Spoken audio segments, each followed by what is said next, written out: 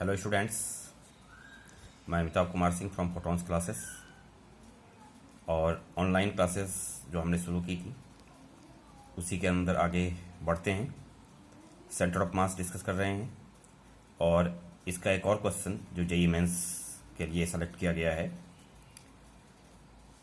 Question देखिए, from a circular disc of radius R, एक circular disc है जिसका रेडियस आर है। A square is cut out with a radius as its diagonal, यानी हमारे circular disc से हमने एक स्क्वायर को काटा है, बाहर निकाल दिया है। इस तरह से काटा है कि स्क्वायर का एक डायगोनल, सर्कल का एक रेडियस है। The distance of the centre of mass of the remaining portion, यानी कि स्क्वायर को हटाने के बाद सर्कुलर डिस्क में जो रिमेनिंग पोर्शन है उसका centre of mass centre of the disc से कितने डिस्टेंस पर होगा, ये डिस्टेंस बताना है आपने। ठीक है, from a circular disc of radius R, square is cut out with a radius as its diagonal. The distance of the centre of mass of the remaining portion from the centre of the disc is, और यहाँ आपके पास चार option है इसके लिए, R upon pi minus two, R upon pi, R upon two into two pi minus one and R upon two. तो इसको सॉल्व करने के लिए हम सबसे पहले अपना फिगर ड्रॉ करेंगे।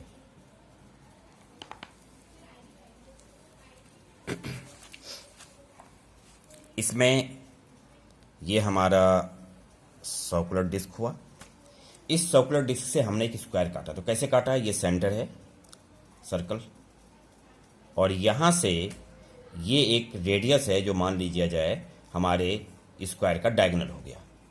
तो इसको, ये अगर हमारा डायगोनल है तो हमने डेफिनेटली इसको इस तरह से काट के निकाला होगा।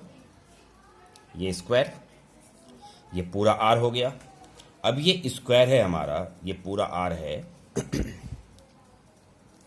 तो ये स्क्वायर का सेंटर हो गया। और स्क्वायर का सेंटर कहाँ होता है, जहाँ डायगोनल्स इंटरसेक्ट करते हैं। और आपने पढ़ा है कि डायगोनल्स एक दूसरे को बाइसेक्ट करते हैं, यानी इक्वली डिवाइड करते हैं दो पार्ट्स में। ये अगर आर है तो ये वैल्यू r/2 होगी।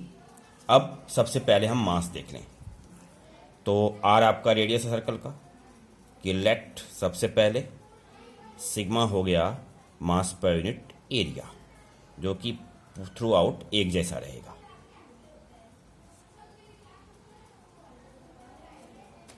अब मास ऑफ सर्कुलर डिस्क देख लें पहले। तो सर्कुलर डिस्क का जो मास होगा वो आपका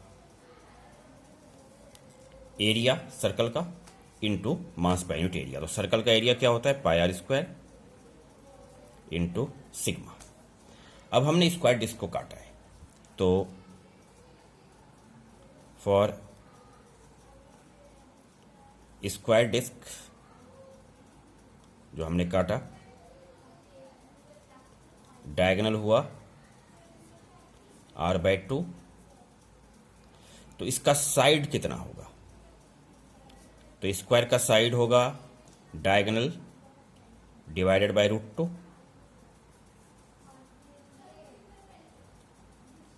तो बाय √2 यानी r/√2। अब ये स्क्वायर का हमारा साइड है, तो मास ऑफ स्क्वायर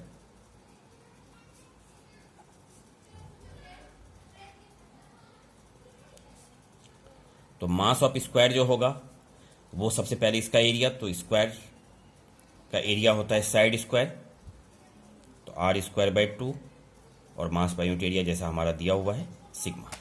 तो रिमेनिंग पोर्शन का मास, अब देखिए सर्कुलर डिस्क से स्क्वायर को काटा गया है, तो मास ऑफ रिमेनिंग जो होगा सर्कल के मास से हम स्क्वायर का मास सब्सट्रैक्ट कर देंगे।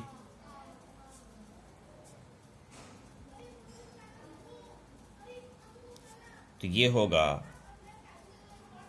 पाई r² sigma minus r²/2 sigma. तो जब आप इसको सॉल्व करेंगे तो आपका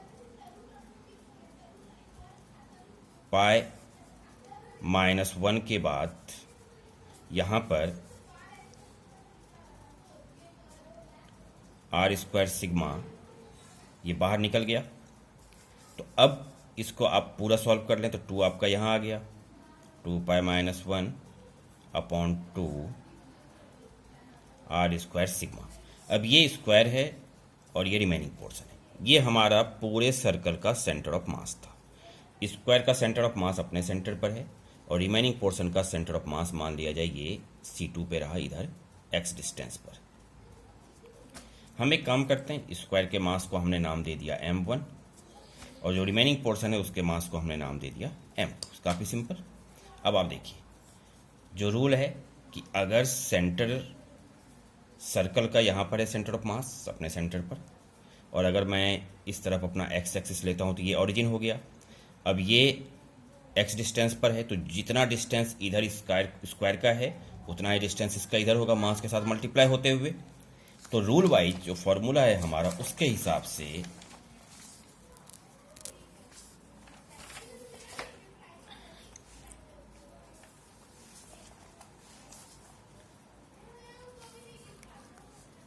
m1 किसका मास था आपका, देखिए स्क्वायर का, m1 इंटू r/2, यानी मास इंटू ऑरिजिन से आपके सेंटर ऑफ मास का डिस्टेंस, और रिमेनिंग पोर्शन का मास हमने m2 लिया है। m2 की वैल्यू आपके पास है, m2 इंटू x हमें निकालना है। m1 की वैल्यू आप निकाल चुके हैं और इसका है